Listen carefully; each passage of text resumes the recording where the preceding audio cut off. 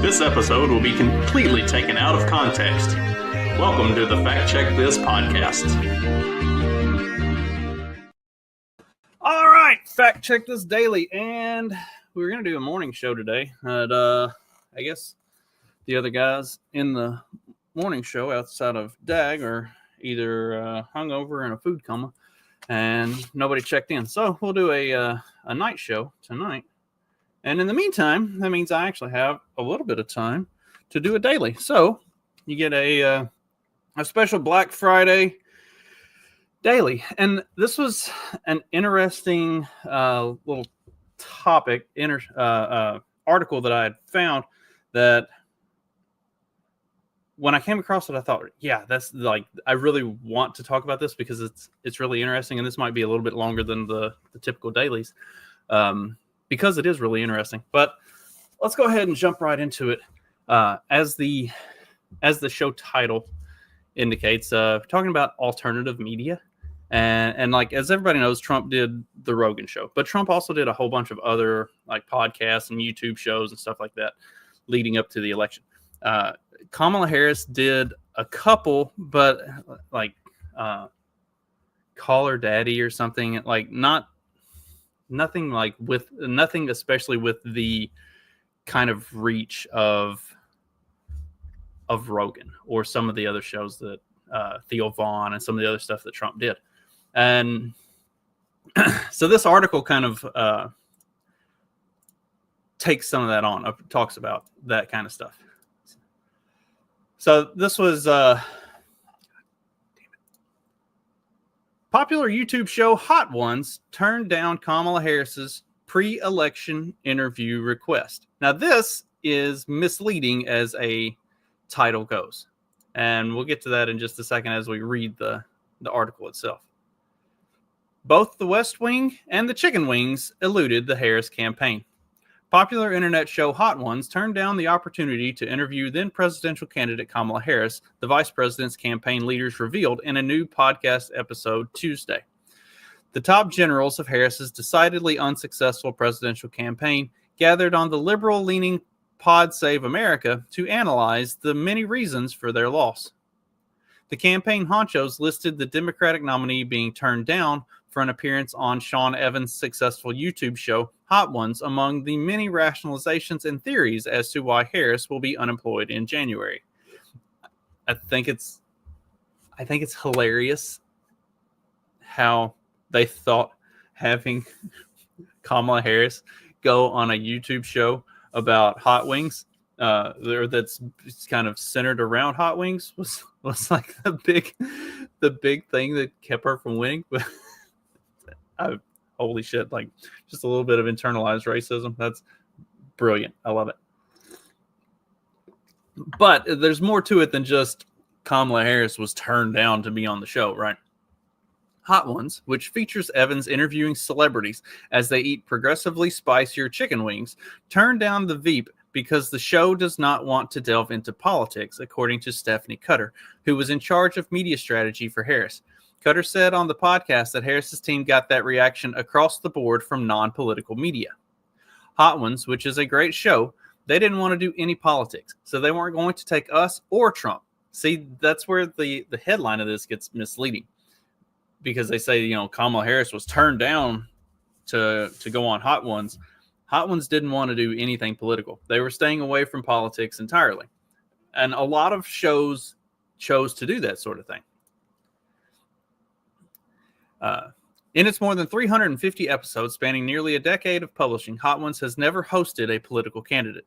The former Harris staffers, including campaign chairwoman Jen O'Malley Dillon, advisor David Plouffe, deputy campaign manager Quentin Fulks, and Cutter, griped that former President Donald Trump did not appear to have a problem booking appearances on popular non-political shows. I don't think he had the same problem, O'Malley Dillon said during the apparent coping session. Trump was able to tap into some cultural elements that Harris was not, she added. The soon-to-be 47th president appeared on a variety of podcasts and internet shows leading up to the election, including comedian Theo Vaughn's this past weekend, golfer Bryson DeChambeau's break 50, Mark the Undertaker Calloway's 6 feet under, Barstool Sports Bussin' with the Boys, and the world's most popular podcast, The Joe Rogan Experience. He also appeared on a live stream with popular kick streamer Aiden Rose. Okay, so let's talk about that. Why did Trump have that ability to get in on those shows where Kamala Harris didn't? Well, number one, Kamala Harris was invited on the Joe Rogan Experience and refused to go to Texas to do the show in person. Wanted Joe Rogan to come to her to do it on her terms, with the limit of only an hour. Like, there were all these stipulations. Like, okay, you had the opportunity to do Rogan. Rogan didn't turn you down. You fucked that up and you turned that down yourself. So golfer Bryson DeChambeau's break 50. Trump notoriously golfs all the time. There's actually things that they can talk about, like an avid golfer going on a golf podcast. That's different. Mark the Undertaker Calloway's 6 feet under. Trump spent years doing stuff in WWE. Trump had commercials with the Undertaker. Trump had Hulk Hogan on stage at the RNC. Like, Trump has connections with these people. It's not that Trump was getting these opportunities that Harris wasn't because they were being, discriminatory towards Kamala Harris or some shit like that. Like, it was straight up just a case of Trump actually has connections to these people. What would make any of these podcasters, what would make The Undertaker or Bryson DeChambeau or Barstool Sports think that Kamala Harris would be a good interview? Like, she doesn't talk about sports. She doesn't talk about golf. She doesn't know pro wrestling. They had all of these different shows, had Trump on, and they just talked to Trump like a normal human being. It wasn't a scripted political message. It was him talking to people like a normal human being. That's what made the Joe Rogan Experience great with Trump, was like, they just talked. And yeah, they talked about a lot of political stuff, but they also just talked like normal people. Kamala Harris did not show at any point in any interview she did that she actually had the ability to behave like a normal human being. All of her appearances were heavily scripted, heavily planned out. Nobody who's doing an interview, like a podcast style interview, is going to want anything like that. The Harris campaign notably did not appear on the Joe Rogan Experience, reportedly turning down an invite to Rogan's Austin studio. The eponymous host revealed that the campaign wanted him to travel to meet Harris for an interview that would last under 1 hour. Rogan, whose episodes often passed the 2 or even 3 hour mark, rejected those demands. Plouffe insisted on Tuesday that Harris's team offered to go to Austin and insinuated that Rogan was playing the two campaigns against each other. So what's clear is we offered to do it in Austin. People should know that. It didn't work out. Maybe they leveraged that to get Trump in the studio. I don't know. And then we were obviously not going to be back in Texas, but offered to do it on the road, Plouffe told the left-leaning audience of Pod Save America. Trump sat down in Rogan Studios for a 3-hour interview in Austin on the same day Harris held a campaign event with Beyonce in Houston. Neither Hot Ones nor Harris camp responded to requests for comment.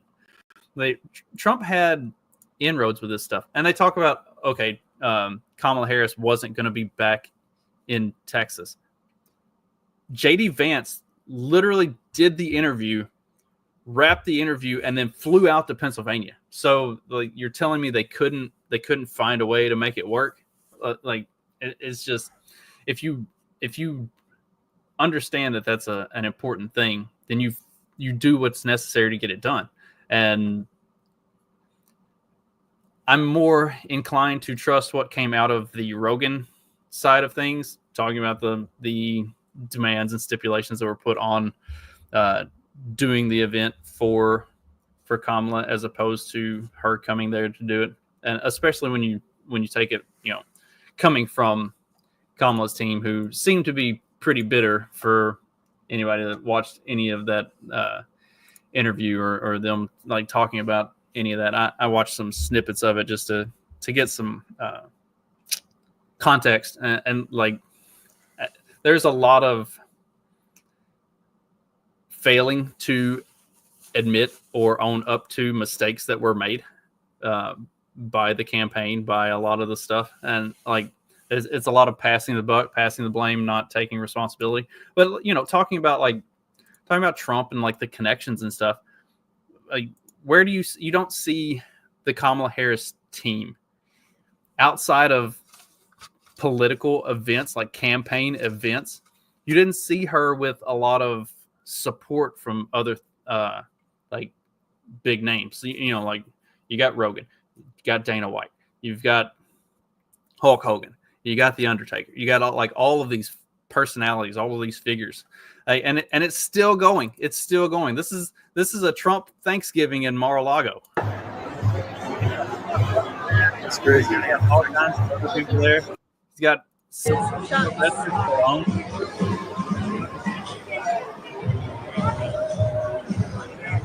Mark Zuckerberg was there. Like, Trump has been in the entertainment industry for decades.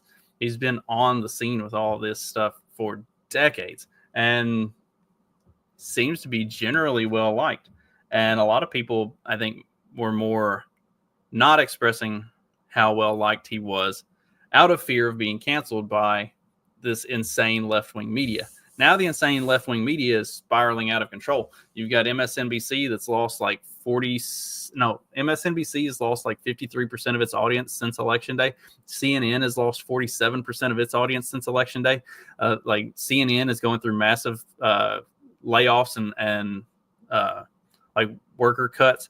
MSNBC is going to be sold to the highest bidder. Like, they are spiraling out of control, and all the while they're failing to acknowledge their own shortcomings and their own failures in this entire lead up to where we are now. So it's going to be really fun and interesting to see how things continue to shake out, because there still has been virtually no acceptance or acknowledgement of the blame that should be placed on mainstream media for propping up Kamala Harris the way they did, and then nobody buying the lies that they were telling. So, and the lack of being able to get into the alternative media sources, into the YouTubes and the podcasts and stuff like that, was because nobody saw anything that led them to believe she would actually be just a normal human being that they could sit down and have a conversation with. And that's the whole thing about